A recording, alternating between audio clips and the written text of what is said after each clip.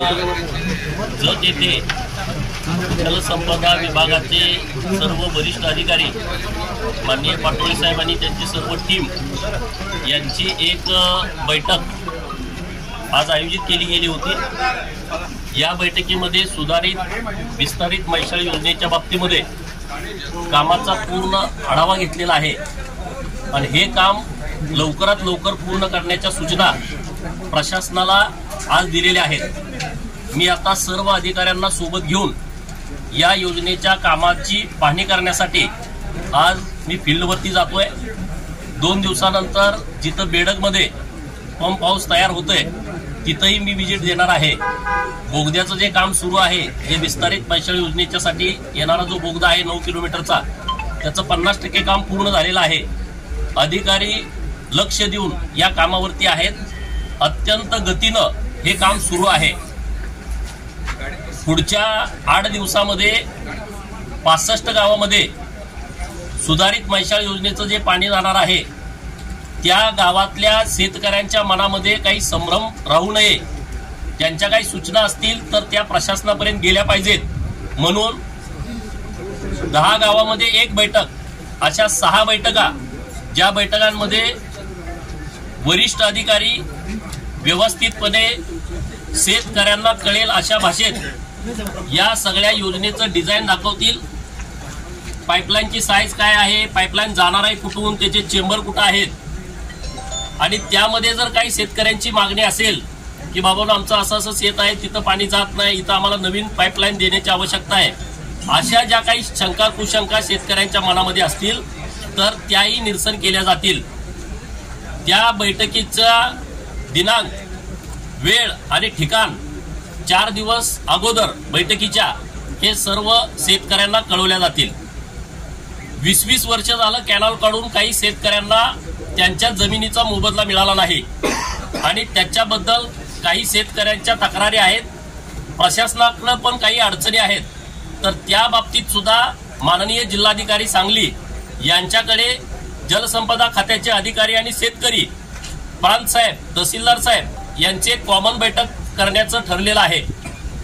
राज्य सरकारकडून ही योजना पूर्ण होण्याच्या दृष्टिकोनातून आणखी काही निधीची आवश्यकता आहे, तर त्याच्या बाबतीत ही प्रशासनाला मी सूचना दिलेल्या आहेत की त्यांना जे काही अपेक्षित आहे त्यांनी द्यावं।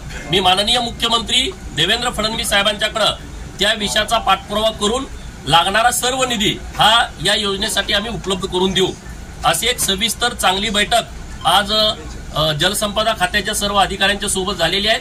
अधिकाऱ्यांचं विशेष कौतुक आहे की या योजनेकडे पूर्ण लक्ष देऊन त्यांनी खूप जोरात काम सुरू केलेलं आहे आणि आता लोकप्रतिनिधी म्हणून माझी जबाबदारी आहे अधिकाऱ्यांच्या पाठीशी राहणं, कॉन्ट्रॅक्टरकडून काम करून घेणं आणि जर सरकार लेवलला काही अडचणी येत असतील तर त्याचं निरसन करणं ही माझी प्राथमिकता आहे, जबाबदारी आहे।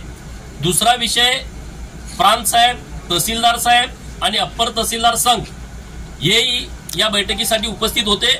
जत तालुक्यामध्ये सर्वसामान्य जनतेची कुणाचीही पिळवणूक होता कामा नये, सर्वसामान्य जनतेचं कुठलंही काम अडता कामा नये आणि हे काम करत असताना मध्यस्थीची गरज असणार नाही, अशा पद्धतीच्या सूचना या प्रशासनाला दिलेल्या आहेत। खरं तर जे अधिकारी आता आपल्या जत तालुक्याला आलेले आहेत ते खूप चांगल्या पद्धतीनं काम करतायत आणि लोकांची काय अडचण असेल तर तुम्ही थेट आमच्याशी संपर्क करा, आपल्या प्रशासकीय सर्व अधिकाऱ्यांशी संपर्क करा, तिथं तुमची कुठली अडचण येणार नाही। उदाहरणार्थ रेशन कार्ड काढणं, यामध्ये एक दलालाची चेन तयार झालेली आहे आणि मी गेल्या काही महिन्यांपासून सातत्यानं या सगळ्या गोष्टींवर लक्ष ठेवून आहे।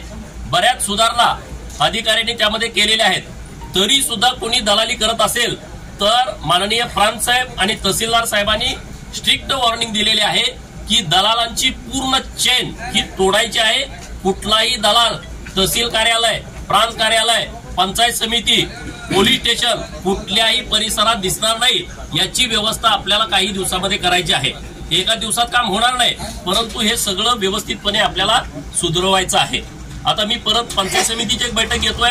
रोजगार हमीच्या कामाकडे आपल्याला पूर्ण लक्ष द्यायचं आहे। गेल्या म्हणजे 2017 सालापासून 2024 पर्यंत रोजगार हमीचं कामच झालं नाही जत तालुक्यामध्ये आणि म्हणून त्याच्या संदर्भातली एक व्यापक बैठक आम्ही आता पंचायत समितीला घेतोय। तर आणखी काही तुमच्या सूचना असतील लोकांच्या तर निश्चितपणे तुम्ही संपर्क करा, एवढी विनंती।